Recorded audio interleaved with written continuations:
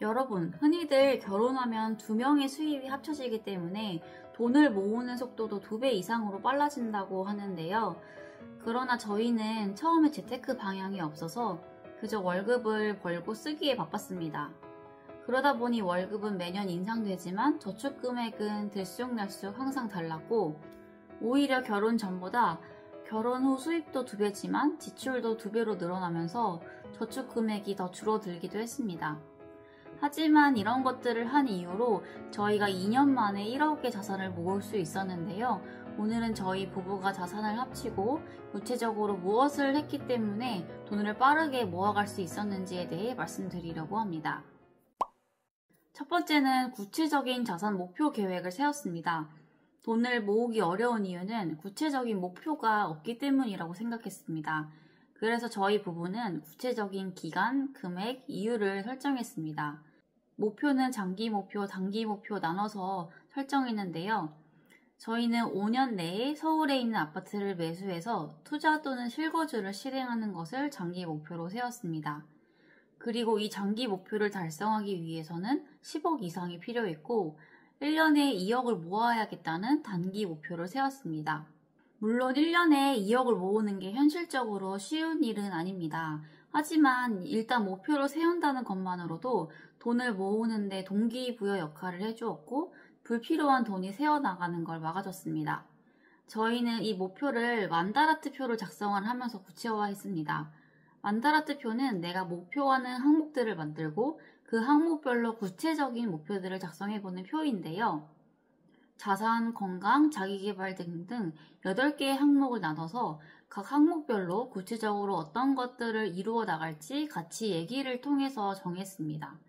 그래서 저희는 자산 항목에는 5년 내에 서울대 아파트 매수하기, 투자를 통해 수익률 20% 이상 만들어 보기, 그리고 부업을 통해 순이익 200만원 이상 만들어 보기 등 목표를 구체적으로 퍼센트, 금액으로 수치화해서 작성을 해봤습니다.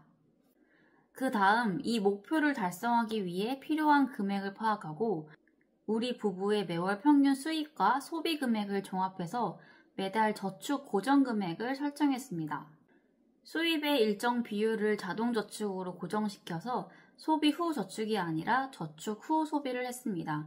이를 위해서 구체적인 평균 월 수입은 얼마인지, 평균적으로 지출되는 금액은 얼마인지 가계부를 통해서 파악했습니다.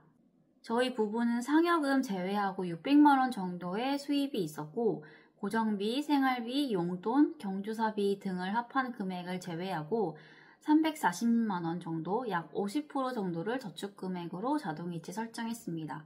이때 중요한 점은 지출 금액을 살짝 타이트하게 잡아서 저축 금액을 높였다는 점입니다.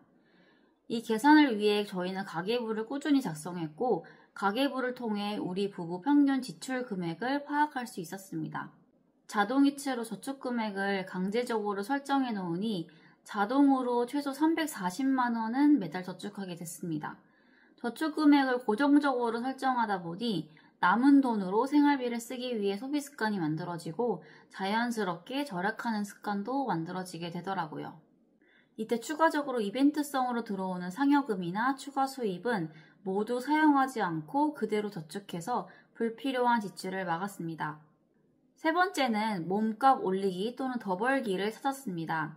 맨 처음에 목표로 설정한 1년에 2억 모으기를 달성하는 것은 월급만으로는 사실 현실적으로 불가능한 일이라고 생각했어요. 그래서 1년에 2억을 다 모으지 못하더라도 그와 비슷하게 모으기 위해서는 무엇을 할 수 있을지 구체적으로 찾아봤습니다. 그 중에는 내 몸값 올리기, 즉 회사 내에서 연봉 수준을 높이거나 이직을 하는 방법이 있을 수 있고 부업을 통해 직장 월급 외 추가적인 수입을 버는 방법이 있습니다. 저는 부업을 통해서 월급 외 수입을 벌기 위해 노력했고 유튜브나 강의를 통해서 내가 잘할 수 있는 부업이 무엇이 있을지 공부했습니다. 공부에 그치지 않고 실행을 통해서 아웃풋까지 내는 거에 중점을 뒀습니다. 일단 시중에 무료로 나와 있는 영상들을 통해서 직접 실행해 보았는데요.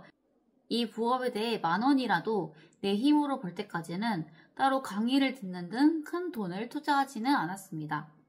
실제로 무료 영상만으로 공부하였고 퇴근 후 2시간 정도 투자하면서 100만원 이상의 부수입을 벌었고 이후 더 큰 수익을 벌어보고 싶어서 유료 강의도 들어보면서 월급 이상의 수익을 벌기 시작했어요.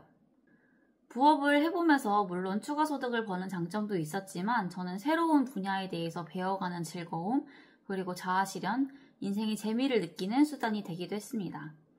이때 중요한 점은 공부에만 그치는 것이 아닌 아웃풋을 내는 것입니다. 이 강의, 저 강의 다 돈을 투자하면서 알아보는 것에만 그치는 것이 아니라 직접 내 힘으로 단돈 10,000원이라도 벌어보면서 아웃풋을 내기 위해 어떻게 해야 될지에 중점을 두고 꾸준히 했던 것이 성공 포인트였습니다. 마지막으로는 돈을 벌 수 있도록 투자하기입니다. 월급을 절약하고 저축하는 것만으로는 처음에 세운 장기 목표를 이루기가 어렵다고 생각했습니다. 절약과 저축이 가장 기본이 되는 습관은 맞지만 더 나아가 돈을 버는 시스템을 통해 훨씬 더 빠르게 돈을 모아갈 수 있다고 생각했어요. 저희 부부는 월급의 일정 부분을 적립식 ETF 매수에 투자하고 있습니다. 투자 또한 저축처럼 매달 일정 금액을 자동으로 매수해주는 프로그램을 통해 매달 꾸준히 적립식으로 투자를 해오고 있습니다. 그중 토스와 미래에셋 증권의 주식 모으기 기능을 사용하고 있는데요. 매주 또는 매달 내가 매수하고 싶은 금액을 설정하면 자동으로 설정한 금액만큼 투자되는 시스템을 만들었습니다. 내가 따로 신경과 시간을 쓰지 않아도 강제적으로도 투자가 될 수 있도록 환경을 만들었습니다. 내가 신경을 쓰지 않더라도 불안하지 않은 제일 안정적인 투자를 꾸준히 해서 복리의 효과를 보는 것이 제일 효과적이고 안전한 방법이라고 생각했습니다. 실제로 저희는 제가 S&P 지수에, 남편은 SCHD에 투자하며 고배당 우량주에 매달 꾸준히 투자하고 있습니다. 그리고 연금저축계좌에 꾸준히 매달 50만원씩 넣으면서 나스닥 QQQ에 투자하고 있습니다. 월급의 50% 이상을 저축하지만 그중 30% 이상은 주식과 연금에 투자하고 있고 실제로 30% 이상의 수익률을 보여주고 있습니다. 이런 것들을 어떻게 하게 되었을까요? 관련된 책을 읽어보면서 투자에 대해 공부하고 또 공부에만 그치지 않고 직접 투자 금액도 설정하고 투자해보면서 실행했습니다. 공부 없이 실행하는 것도 위험하고 공부만 하고 실행하지 않는 것도 무의미하다고 생각해요. 주식 또는 부동산 관련된 책을 하루에 최소 30분은 읽었고 모의 투자나 소액 투자로 감을 익혀보면서 직접 실행도 했습니다. 오늘 이렇게 저희가 순자산을 빠르게 모을 수 있는 방법 4가지에 대해 말씀드렸는데요. 흔히 결혼하면 돈이 모이는 속도가 2배 이상으로 빨라진다고 하지만 방향 설정을 하지 않으면 소비되는 금액도 2배 이상이 되기 때문에 결혼 전보다 더 돈이 모이지 않을 수 있다고 생각합니다. 그래서 재테크 장기, 단기 목표를 꼭 설정하고 그 목표를 달성하기 위해 최소 저축 금액을 고정적으로 설정하고 몸값 올리기 또는 더 벌기를 통해 더 벌고 투자를 통해 돈을 불리는 시스템을 만들어야 한다고 생각해요. 이 4가지를 실행한 부부의 10년 후 자산 격차는 상상 이상으로 벌어진다고 생각합니다. 여러분들도 자산 계획을 세워보고 꾸준한 공부와 실행도 같이 병행해보세요. 자산을 모으는 속도가 급격히 빨라질 것입니다. 오늘 영상을 통해 여러분들도 자산 목표를 세워보고 구체적인 아웃풋 실행 계획을 세워보시는 걸 추천드립니다. 그럼 영상을 시청해주셔서 감사합니다.